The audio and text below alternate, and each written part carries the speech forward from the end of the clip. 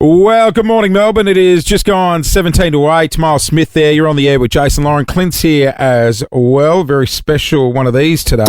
Jason Lawrence. Answer me! Probe the PoPo. Tell me what you know. We love the Victorian Police. We catch up with different areas of the cops. I went diving with the Water Police. You did. We normally have Cheesy, our resident-friendly cop, in today. We got his boss. Commander Tim Tully is joining us on the air. Good morning, Tim. Good morning. Good morning, Having Tim. me. Thanks for being here. You have Pleasure. a lot of silverware on your shoulders. It's a heavy burden to bear. Yeah, you've got a big job, don't you? Looking after Cheesy, yes. Yes, Our friend Cheese. Cheesy's our He's a friendly great lad. cop. He is a good man, Cheesy. We love He him. really is. We love him, but we're excited to have a big dog in town today. Commander, it's a big day here in Victoria. We've heard a lot about the Machete ban, which comes into place at midday, in the wake of what was quite distressing scenes at Northland at the weekend. Are Victoria Police ready for this Machete ban? Yeah, as ready as we can be in terms of the interim ban. So as of midday today, there's an interim ban on the sale of machetes, which is effective right across the state.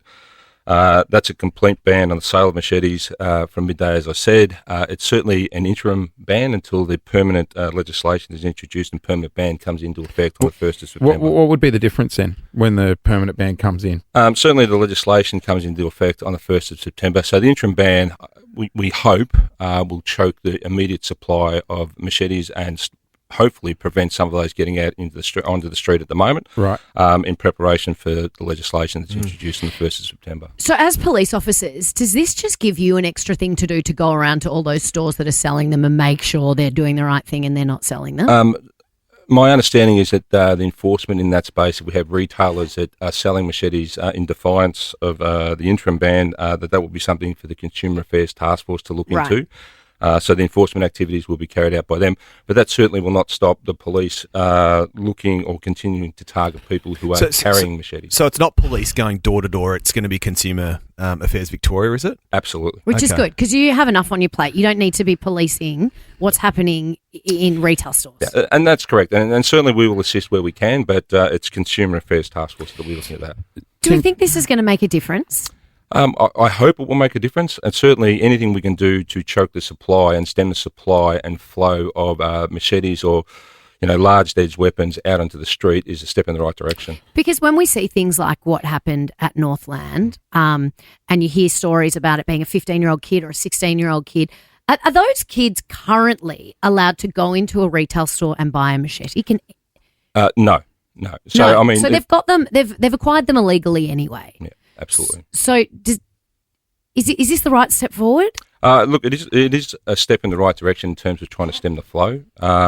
Most certainly, we look forward to the permanent ban that comes into effect on the 1st of September and the range of other changes to the legislation that will also assist. So it's a step in the right direction. Exactly. It's better than nothing. Tim, Commander, this is quite personal to me because I was involved in quite a violent crime about a year and a half ago where someone lost their life, and I can finally talk about it, and I'm going to on the show tomorrow. But I've been quite frustrated with how long this has taken, and I can imagine you guys must be just as frustrated.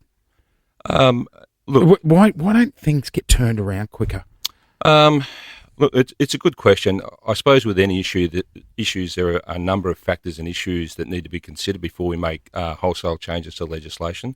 It certainly is a welcome change. Yep. The legislation that comes into effect later this year is a welcome change. Mm-hmm. It can be frustrating, but we have to make certain that any changes to legislation that are made, we've factored in all the different stakeholders and all the different permutations, so we don't cause other issues as a direct result. There is already so much which is driven underground. Are you concerned that knives, machetes, violent weapons will be driven underground by this ban? Look, it's possible that will occur. I think if you look at the classification of machetes under the new legislation, it puts them in the sphere of a prohibited weapon. They're a controlled weapon at the moment. Right. And without getting into the definitions, that's where they will end up. Certainly with a prohibited weapon, if you do not have an exemption, you cannot bring into Victoria. Yeah. You cannot cause to be brought in Victoria. You cannot manufacture, you cannot display or sell a prohibited weapon. Well, I was just going to ask, when we're talking about machetes, because we're having this conversation off the air yesterday, what's classed as a machete? Well, I wouldn't even know what a machete Like hunting knives, all that sort of stuff? Look, I think a machete will have a definition in terms of the length of the blade. Yeah, And certainly right. what we've seen, what traditionally I think, when I was growing up, when I was around, a machete was at a certain size and shape. And what you've seen in recent times, they've certainly become, very, very far removed from what we would traditionally call a machete that perhaps could be used in some form of employment. Certainly, they're gaining popularity online sales and the like. And the styles. I So suppose. are they banned being sold online as well? I think that's an area that will need to be looked at okay. for sure. So if someone's caught with a machete as of midday today on the streets, they clearly shouldn't have one. Yep.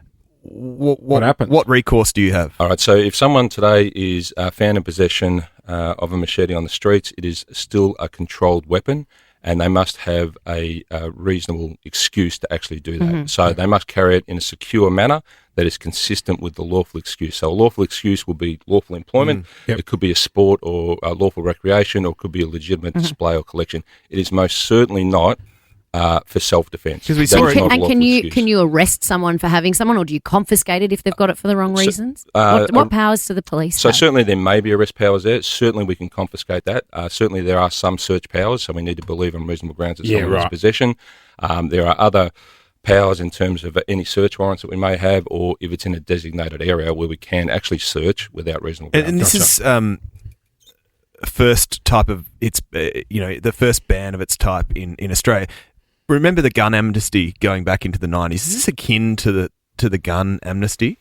I think it could be in a way. So I think if you're going to have an amnesty, then what you need to put in place. What's an amnesty? Sorry. You basically, in the wake of the Port Arthur massacre, a gun. people hand in your guns. Exactly, handing in the guns that you police can do that stations. obviously without committing an offence. So to actually do that, you need the infrastructure and the processes in place, and you need to be able to communicate that to the community so they can actually attend a place lawfully carrying it to actually hand it in.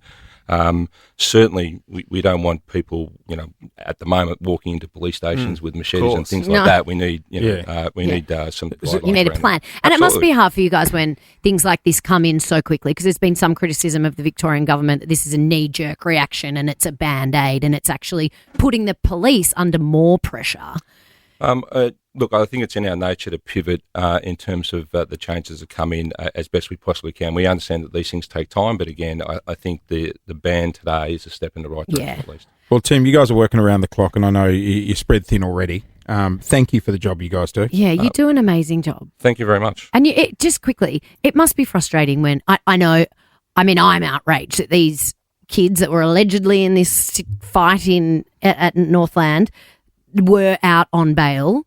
You guys bust your balls to go and arrest them again, and then some of them get released back into the community. Do you sometimes just put your hand in the air and go, "What are we doing this for?" Look, I think the new bail laws are certainly assisting. It's a step in the right direction again. It's certainly made a difference, and we've seen that. So you have seen that it's made a difference? Absolutely, and I appreciate that our members sometimes get frustrated, but I think they're very passionate about what they do. Absolutely, otherwise they wouldn't be out there. Exactly. But it's just And the we feel frustration for we get to. you. Yeah. Can't we just go back to the 80s where it can be like, I've lost the keys to the paddy wagon, you'll have to stay in there? It doesn't work like that, does it? Doesn't work like that. No, right. At all. Hey, just At very all. quickly, why are we seeing an explosion in these violent attacks at shopping centres? Why do you think the gangs are going to public places like this? It's a really good question, and I wish I knew the answer. So certainly when we have these types of incidents, I think it's fair to say that they're not common, but when we do have them, quite clearly they're in a public environment and they impact on the community who are just going about their business. Yeah. It's very sad to think that, we have rival gangs that whatever conflict or whatever issue is there, they think it's appropriate to go out to a very public place and undertake the behaviour that we saw on the weekend. I wish I knew the answer. I wish I knew the answer to that. It's a different world, mate. People should feel safe. Yeah, well, that's what I was going to say. Yeah. People are scared now to go to shopping centres, to go to these high traffic areas. Is that something Victoria Police are looking at, having a bigger police presence in these really busy spots? So I think what you'll see over the next couple of days into the next couple of weeks at Northland, we'll have a visible policing presence and reassurance patrols, Right. just to make sure that Because that the makes community- people feel comfortable. Absolutely. Absolutely. We want them to feel safe when they go about their normal business and day-to-day activities. I think some of the new legislation that will come in terms of designated areas for a longer period of time rather than, say, for the 12 hours that we've seen will make a difference as well. Yeah. Hey, we really appreciate your time this morning. We know Thank it's you busy. so Commander Tim Tully joining us on the air. Thanks for coming in, Tim. Thank you very much. My pleasure. Victoria Police do a great job, and we appreciate all of you in frustrating and difficult Jace times. really straightened up. He was like, I've got to call him Commander. Yes. The whole time. I actually went Commander. out and asked him for a hug. Oh, and what did he say? Well, you're not No. a hug. No. Jason Lauren. Jason Lauren. Wake up feeling good. Follow them on the socials.